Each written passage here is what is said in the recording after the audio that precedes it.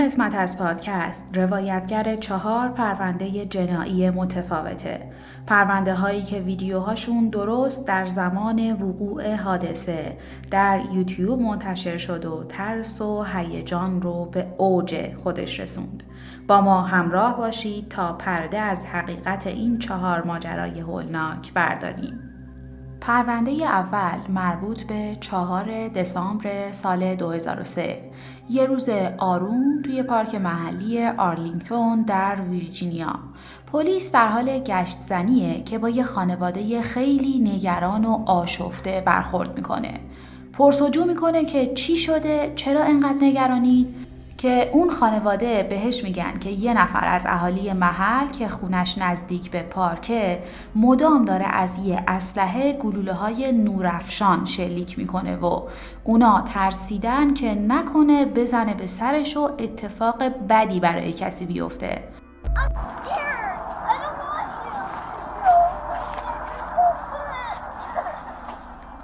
I'm gonna go try to get them to stop doing that. افسر پلیس دقت میکنه، رد صدا رو میگیرن، با همکاراش میرسن به خونه مردی 56 ساله به نام جیمز یو. جیمز یو ساکن در طبقه همکف یه ساختمون 2 طبقه است. اون بین اهالی محل به یه مرد منزوی و آروم با رفتارای عجیب معروفه.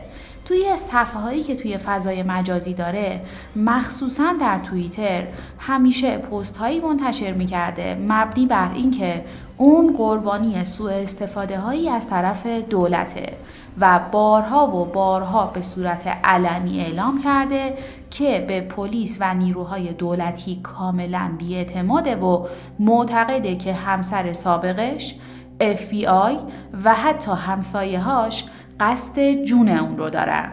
به طور مثال اون در یکی از روزهای قبل توییت زده که دولت هر قدم من رو زیر نظر داره.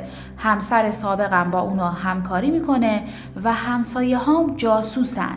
من این رو ثابت میکنم. یا توی توییت دیگه ادعا میکنه که FBI از فناوری‌های پیشرفته برای کنترل ذهن من استفاده میکنه، اما من آمادم و به زودی همه حقیقت رو میفهمن. اون اغلب توییتاشو با هشتگ‌های توطئه، افشاگر، نظارت منتشر میکرد که اتفاقاً توجه بعضیا رو هم به خودش جلب کرده بود. اون حتی از خونش و محیط اطرافش هم فیلم میگرفت و پست میکرد و میگفت اینا همه مدرکن که جون من در خطره. یکی از پستاش که خیلی هم سر و صدا کرد تصویری بود از یه درخت توی خونش که با دستمال کاغذی تمامش رو پوشونده بود و پنجره هایی که با ورقای آلومینیومی کاور شده بودن تا کسی نتونه داخل خونه رو ببینه. جیمز توی یکی از آخرین توییتاش مستقیما به پلیس اشاره کرده بود و نوشته بود که اگر اتفاقی برای من افتاد بدونید که پلیس و دولت پشت این مسئله هستن. من هرگز تسلیم نمیشم. اون مدام به همسایه‌هاش هشدار میداد که در اطرافمون پر از دوربین و میکروفونای مخفی که لحظه به لحظه دارن کارهای ما رو ضبط میکنن. مواظب باشید. اما مواظب چی؟ کسی دقیق متوجه منظور اون نمیشد.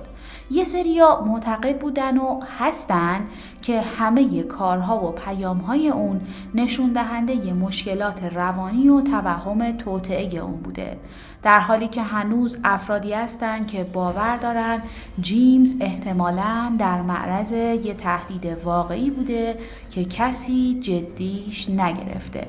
همه اینا رو که بذاریم کنار، اون روز که جیمز شروع به تیراندازی با گلوله‌های نورافشان کرد، انگار اوضاع وحشتناکتر از همیشه شده بود.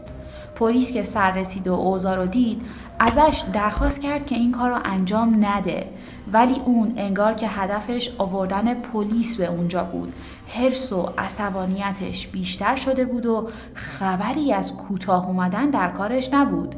توی 25 دقیقه 41 گلوله شلیک کرد بدون اینکه حتی یک کلمه حرف بزنه یا بگه چرا داره این کارو میکنه. James, Arlington Police, come to the front door with your hands up. Do it now. We have your building surrounded. اینجا دیگه پلیس نگرانی شدت گرفته بود. نگران از این بابت که به کسی آسیبی نرسه. Arlington County Police! Stop shooting the flares! Mr. Yu! اونا شروع کردن با آرامش ازش درخواست کردن که این کار رو بس کنه. جوابی که نگرفتن کار به تهدید کشیده شد. این دفعه بهش گفتن که باید خونه رو تخلیه کنی. جیمز ولی همچنان داشت به کاراش ادامه میداد. با گذشت چند ساعت و بی پاسخ موندن درخواست ها و تهدیدهای پلیس، اونا با دستور مقامای بالا با یه خودروی زرهی رفتن که در خونه رو بشکنن و خونه رو پر کنن از گاز اشک‌آور به این امید که جیمز از خونه بزنه بیرون. اما درست زمانی که پلیس در رو شکست، جیمز نه تنها کارشو بس نکرد، بلکه این بار با شدت بیشتری شروع به شلیک کرد. اما این بار دیگه خبری از گلوله نورافشان نبود، بلکه داشت از یه اسلحه جنگی استفاده می‌کرد. ترس و اضطراب همه جا رو فرا گرفته بود. مردم سعی می‌کردن از این محدوده دور و دورتر بشن که جانشون در امان بمونه. پلیس برای جلوگیری از آسیب به کسی تصمیم به عقب نشینی گرفت تا برنامه ریزی کنن و به نحو دیگه این قائله رو ختم به خیر کنن. سمت راست خونه خارج از محدوده شلیک تیر مردم جمع شده بودند. سمت چپ خونه پلیس در حال طرح نقشه بود که یهو با یه صدای وحشتناک کل محل به لرزه در اومد و خونه جیمز تبدیل شد به تلی از آوار.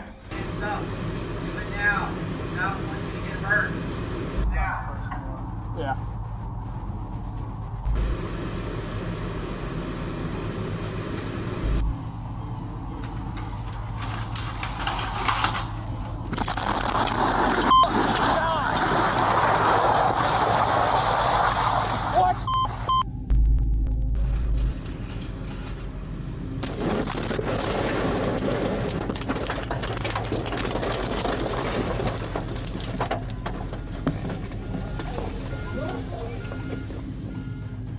جیمز یو در زیرزمین خونه 55 گالون بنزین خالی کرده بود و در یک تصمیم ناگهانی بدون هیچ هشداری همه ساختمون رو در حالی که خودش هم داخلش بود منفجر کرده بود. یه پسر 25 ساله به نام فرانک که از قبل در حال فیلم برداری از این اتفاق بود، تصویر این انفجار وحشتناک رو همون لحظه در یوتیوب منتشر کرد و ویدیوش بی وقفه در حال وایرال شدن بود و همه در شوک این اتفاق بودن. شواهد اینطور نشون میدادن که جیمز یو قصد داشته پلیس رو بکشونه داخل خونه و با این انفجار خودش و پلیس و همسایه‌هاش رو از بین ببره. اون باور داشت که همه این افراد بر علیه اون توطئه کردن و قصد داشتن اون رو بکشن. ولی خوشبختانه به غیر از خود جیمز هیچ فرد دیگه‌ای در این حادثه آسیب ندید. زمانی که آتش مهار شد، جسد جیمز در بین اون آوار پیدا شد. اما این پایان ماجرا نبود. در این فاصله که پزشکی قانونی قصد داشت هویت جسد رو تایید کنه، یک اکانت در فضای مجازی با اسم و مشخصات جیمز یو شروع به فعالیت کرد و قصد داشت اطلاع بده که اون زنده است و پلیس کسی دیگر رو به جای جسد اون جا زده تا این ماجرا تموم بشه. فردی که پشت اکانت بود و خودش رو جیمز معرفی میکرد میگفت که اون اصلاً زمان انفجار در خونه نبوده و اینم بخشی از توطئه‌ای هست که براش چیدن. شک و تردیدا زمانی بین همه زیاد شد که همه میگفتن احتمالاً جیمز زنده است، چون زمان حادثه نه کسی چهره‌شو دیده نه صداش رو شنیده. فقط بر این اساس که اتفاقات منشأشون خونه جیمز بوده، پلیس بر این مبنا عمل کرده که جیمز پشت این جریانه. همه اینا به سرعت بین مردم در فضای مجازی دست به دست می شد و شایعات هر لحظه پروبالشون بیشتر می شد که پزشکی قانونی وارد عمل شد و اعلام کردن جسد پیدا شده تایید هویت شده و فردی که در خونه بوده خود شخص جیمز یو بوده. آمار اون اکانت در فضای مجازی گرفته شد و مشخص شد یک کاربر که فقط میخواسته شایعه ایجاد کنه به اسم جیمز یه اکانت ایجاد کرده تا بقیه رو بترسونه و بگه که جیمز زنده است. با این وجود هنوز یه سریا معتقدن که پشت این ماجرا یه پنهانکاری هست که دولت صلاح ندیده مردم ازش خبردار بشن.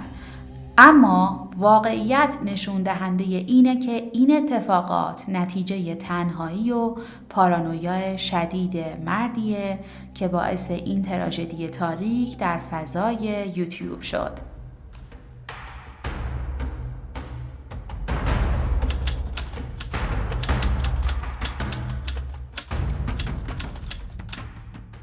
دریم اسپیس یه سازه عظیم که مثلش تا به حال در هیچ کجای دنیا ساخته نشده بود.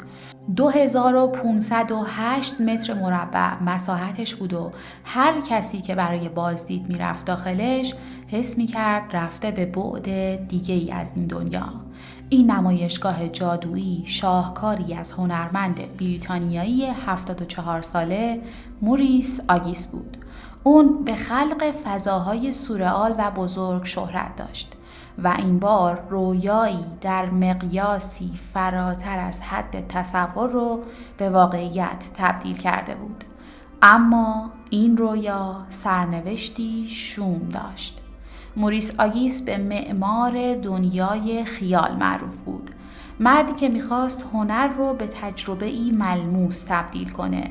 عاشق نور، رنگ و فضا بود و در تمام دنیا با آثاری که مخاطبانش را از واقعیت روزمره دور می‌کرد شناخته می‌شد. و دریم اسپیس نقطه اوج زندگی حرفه‌ای اون بود. تحقق رویایی که سالها در ذهنش بهش پروبال داده بود. اون در مصاحبه‌هاش همیشه تاکید بر این داشت که هنر باید انسان رو به اندیشیدن و رهایی ببره و حالا اون نمایشگاهش رو در دورهام برگزار کرده بود. یه شهر آروم و مملو از تاریخ با معماری قرون وسطایی و کلیسای جامع خیره کنندش که حالا میزبان یه نمایشگاه هنری خیره کننده بود. ژوئن سال 2006 بود که پارک ریورساید این شهر میزبان دریم اسپیس شد.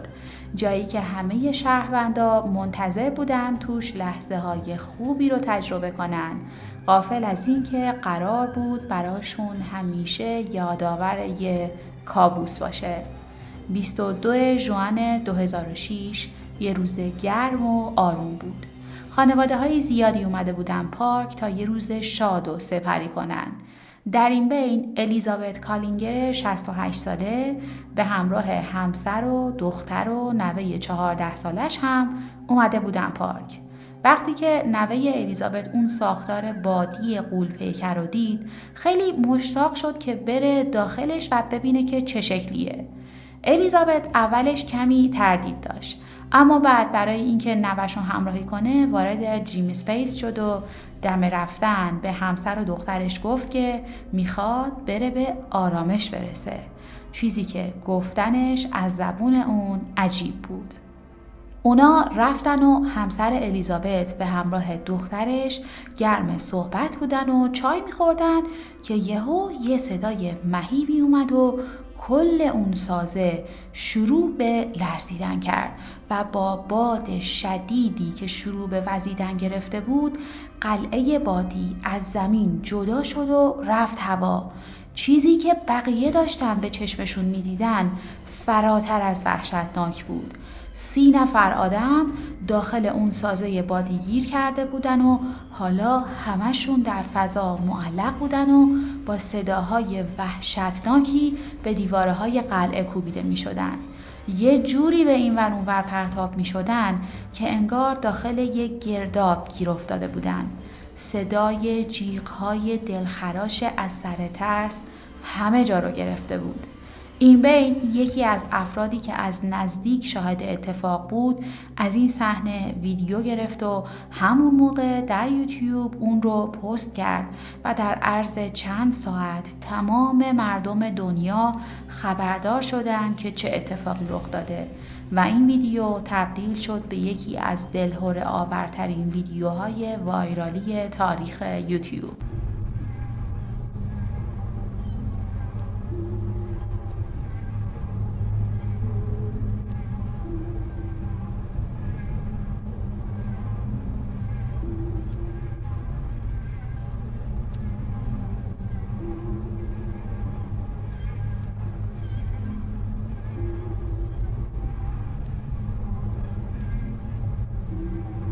نیروهای امدادی از همه نقاط شهر به سمت پارک در حرکت بودند تا از وقوع فاجعه جلوگیری کنند که یهو تمام قلعه بادی در پارکینگ سقوط کرد. پارکینگ تبدیل شده بود به یه زمین پر از آدم‌های زخمی که نمیشد تشخیص داد هنوز زندن یا نه.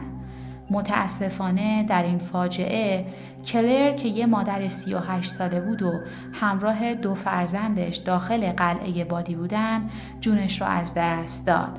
الیزابت کالینگز مادر بزرگی که به همراه نوه‌اش رفته بود داخل سازه اون هم نتونست زنده از اونجا بیاد بیرون و 30 نفر از آدم‌های دیگه بزرگ و کوچیک به شدت زخمی شدن. تحقیقات که برای بررسی علت حادثه شروع شد متوجه شدند که گرمای شدید هوا با بادهای تند روی ساختار ضعیف سازه بادی تأثیر گذاشتن و باعث این اتفاق غم‌انگیز شدن. طراحی سازه تحمل این حجم از گرما و باد رو نداشت و برای این شرایط ایمن نبود. این حادثه نه تنها پایان دوران حرفه‌ای موریس بود بلکه جامعه هنری رو تا مدت‌ها زیر سوال برد. کابوسی که دریم اسپیس رقم زد تا مدت‌ها کابوس ذهنی مردم بود. موریس در نهایت 3 سال بعد در سال 2009 در حالی که به قتل غیر عمد متهم شده بود از دنیا رفت و پرونده‌اش برای همیشه بسته شد.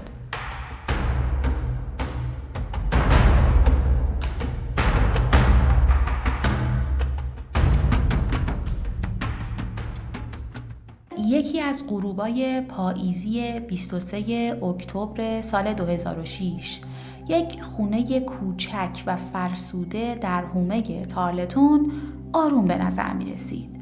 اما درون اون خونه طوفانی از آشفتگی و وحشت جریان داشت. این خونه که در انتهای یک خیابون بنبست قرار داشت الان صحنه‌ای از یک تراژدی خانوادگی غم‌انگیز بود.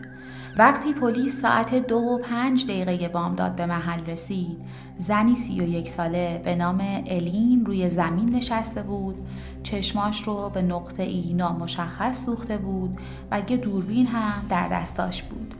دوربین نه تنها لحظات خوش گذشته بلکه لحظات تاریک و تراژیک زندگی اون رو هم ضبط کرده بود. الین سال 1975 در یک خانواده مذهبی و محافظه‌کار در تارلتون به دنیا اومد.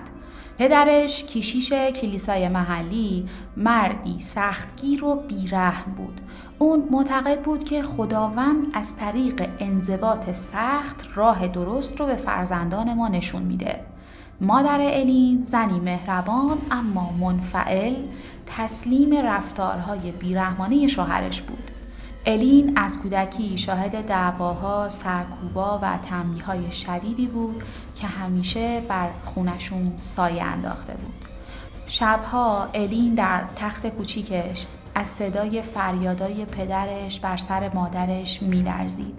گاهی وقتا سعی می‌کرد خواهر کوچیکش رو در آغوش بگیره تا آرومش کنه، اما خودش پر از ترس و ناامیدی بود.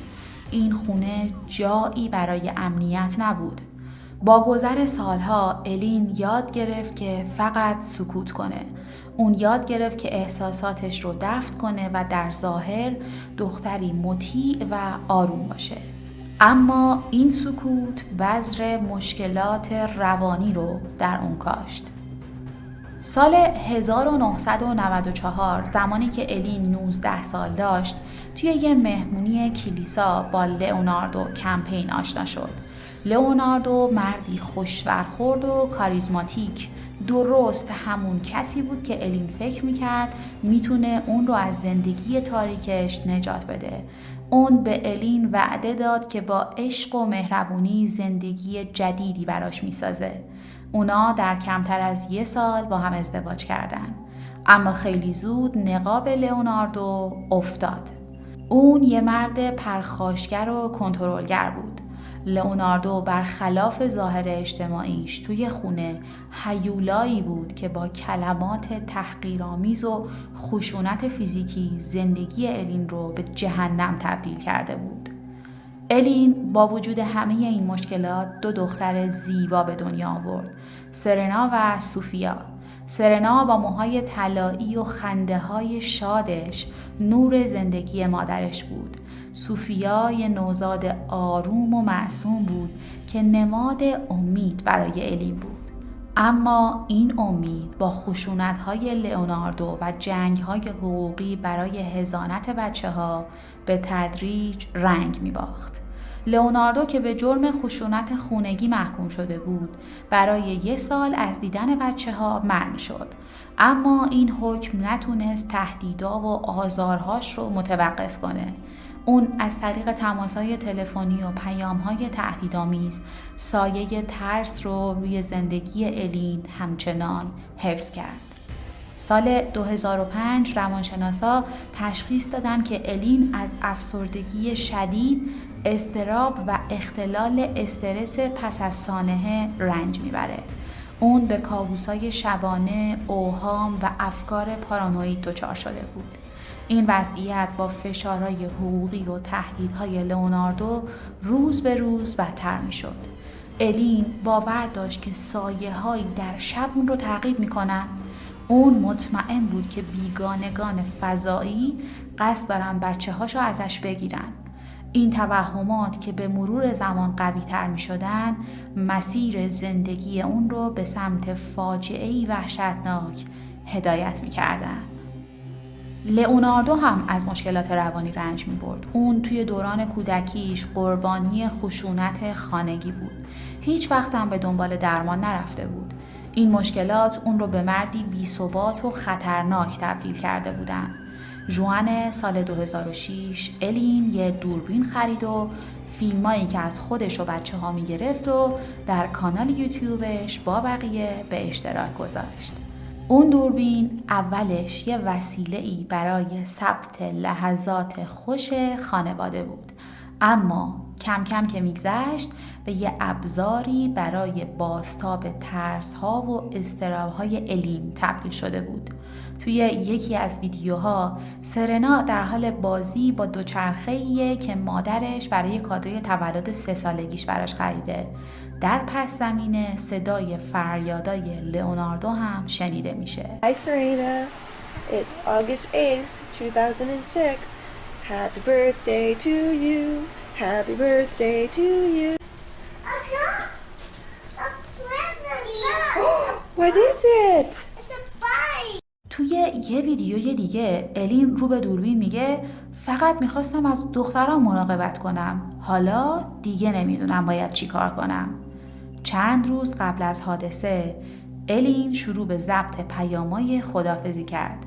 توی یکی از پیام‌ها میگه که من نمیذارم هیچ کس به دخترام آسیب بزنه، حتی اگه به قیمت جونم تموم بشه. توی شب 23 اکتبر 2006 الین تصمیم نهاییش رو گرفت. ساعت 10:55 شب اون وان حمام رو پر کرد و از دختراش خواست که یه بازی با هم انجام بدن. این بازی یه پایان تلخ داشت.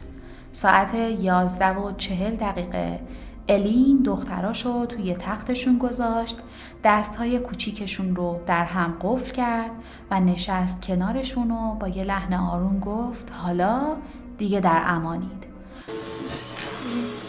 Recording this because with you over there. Are you happy? Everything's gone.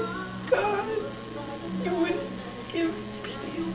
You wouldn't tell the truth. You didn't care about our babies. You didn't care about me. You care about yourself. The devil. And I hate you. I hate you. I hate you. I hate you. I hate you. I hate you. And I want you to know how much I hate you. وقتی پلیس ساعت 2:05 بامداد به خونشون رسید، صحنه‌ای دلخراش مقابلشون بود. الین با صورتی خالی از احساس فقط میگفت که اونا الان در امانن. تحقیقات نشون میداد که الین تحت فشارهای شدید روانی و خشونت مداوم به نقطه‌ای بی بازگشت رسیده بود. اون به حبس ابد به جرم قتل محکوم شد. پروندهش به عنوان یکی از تاریک ترین تراژدی‌های خانوادگی در تاریخ باقی موند. الین کمپین در حالی که به 2 فقر قتل متهم شده بود، در نهایت به حبس ابد محکوم شد. با این حال اون بعد از 25 سال میتونه درخواست آزادی مشروط بده. الان اون توی یه زندان با امنیت کم نگهداری میشه و هر هفته 1 بار میتونه برای شرکت در مراسم‌های مذهبی و یا کارهای دیگرش از زندان خارج بشه.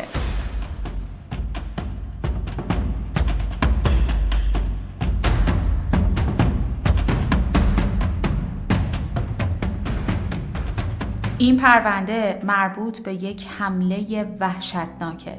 این حادثه حوالی ساعت 9 صبح توی شهر ناتینگهامشایر شروع شد. زمانی که گاوین خونش رو ترک کرد. زمانی که اون توی پیاده رو حرکت میکرد، کسایی که اطرافش بودن گزارش میدادن که اون به طور عجیبی داره رفتار میکنه و به خودش میگه که عیسی مسیحه و شکست ناپذیره. بدون هیچ گونه هشدار قبلی توجهش یهو به یه خونه ای جلب میشه و به زور وارد خونه میشه. کلید ماشین رو از یه مرد میدزده و وسیله نقلیش رو با خودش میبره. اون بدون مقصد مشخصی از اونجا دور میشه.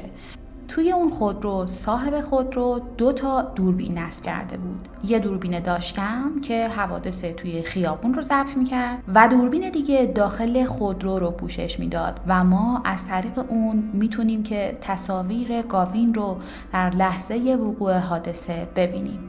گاوین با یه صدای بلند مدام فریاد میزد که من عیسی مسیحم، من فرزند خدام و شما رو با چشمام نابود میکنم.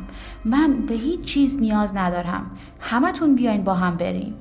اون کاملا آشفته به نظر می رسید. بدون دلیل مشخصی پر از خشم بود.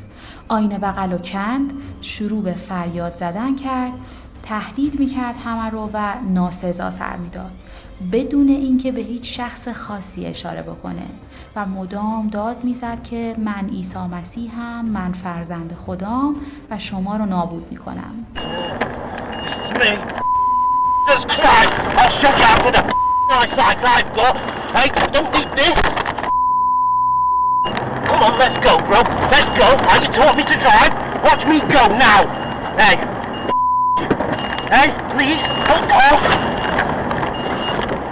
Oh, you're helping me. Good, keep it going.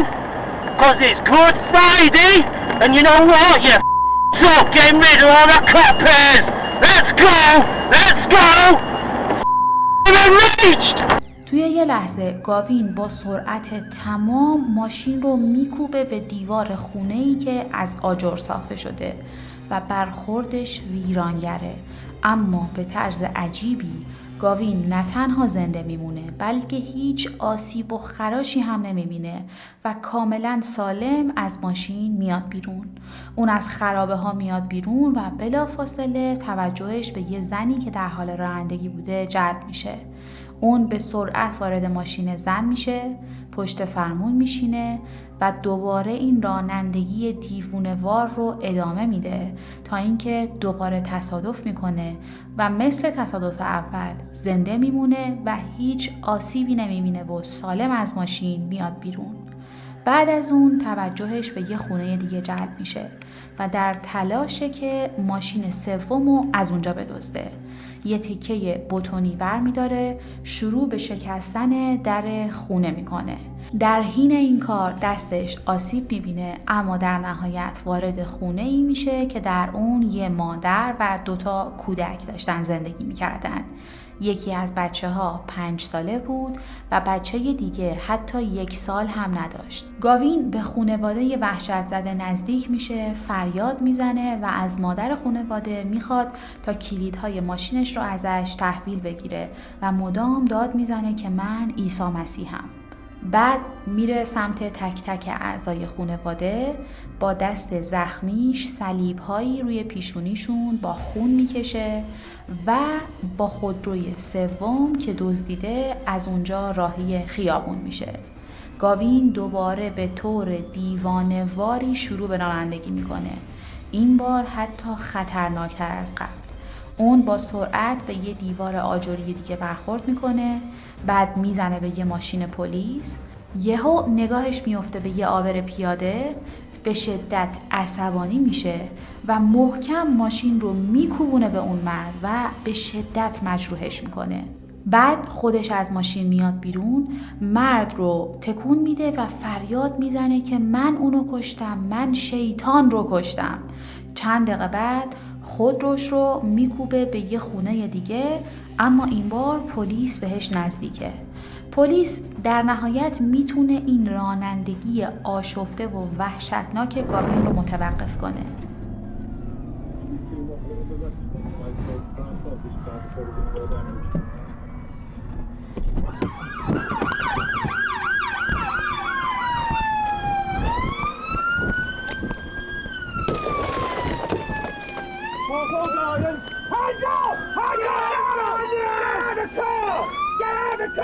This way. Drag him out! I'll get him out! Oh no! Get rid of that! Get rid of that! Do not move! Do not move! Get it up! Get him out! مردی که گاوین به اون برخورد کرده بود، تری رادفورد، معلم بازنشسته 87 ساله‌ای بود که جراحاتش بسیار شدید بود و بعد از مدتی هم متاسفانه جونش رو از دست داد. خانواده‌اش از اون به عنوان یک پدر بزرگ و یک پدر فوق‌العاده یاد می‌کردن. تصاویر این حادثه واقعاً ترسناکه، اما اون چیزی که از همه بیشتر تعجب برانگیزه اینه که چطور چنین چیزی اجازه داده شده که اصلا اتفاق بیفته. اون روز اول آزادی گاوین از زندان بود و با توجه به رفتارهایی که اون توی زندان از خودش نشون داده بود واقعا نباید آزاد میشد. گاوین توی مارس 2019 به علت سرقت در زندان بود که میخواستن بهش آزادی زود هنگام بدن، اما درست زمانی که قرار بود آزاد بشه مشخص شد که توی آزمایش مواد مخدرش یک تقلب کرده که باعث شد دوباره پروندهش رو بررسی کنن و آزادیش رو به تعویق بندازن. گاوین که این خبر رو شنید از کنترل خارج شده بود و به یه نگهبان توی زندان حمله کرده بود و بعد سلولش رو هم به آتیش کشیده بود و یه نگهبان دیگر رو هم با چوب به شدت زخمی کرده بود. به دلیل این اقدامات گاوین رو برده بودن به یک سلول انفرادی، جایی که کمتر از 1 هفته بعد دوباره توی آتیش سوخت. وقتی یه نگهبان وارد سلولش شد تا آتیش رو خاموش کنه، گاوین بهش یه ضربه زد و با یه چاقوی پلاستیکی اون رو تهدید کرد و گفت که این کار رو میکنه چون خیلی حس خوبی بهش میده. رفتار گاوین توی زندان به وضوح نشون میداد که اون اصلاً اصلاح نشده، بلکه اون خشن‌تر از همیشه شده و بیشتر دچار اختلالات روانی شده. با این حال علیرغم تمام این جرایم اضافی، آزادی گاوین کمتر از 2 هفته بعد تایید شد و اون توی 18 آوریل آزاد شد و تنها 24 ساعت بعد تری رادفورد به طرز وحشیانه‌ای کشته شد. گاوین به 21 سال زندان محکوم شد و در جریان محاکمه‌اش مشخص شد که هیچ دارویی استفاده نکرده و همه این اتفاقات نتیجه یک حمله روانی شدید بوده که اینها دست به دست هم دادن تا به طور تصادفی یکی از تاریک‌ترین ویدیوهای یوتیوب رو ثبت کنن. توی این اپیزود ما 4 تا از وایرالی ترین ویدیوهای یوتیوب رو که پرونده های جنایی وحشتناکی رو تحت پوشش قرار داده بودند با هم بررسی کردیم. تا اپیزود بعدی مراقب خودتون و عزیزانتون باشید. با احترام، دوژم، دیماه سال 1403.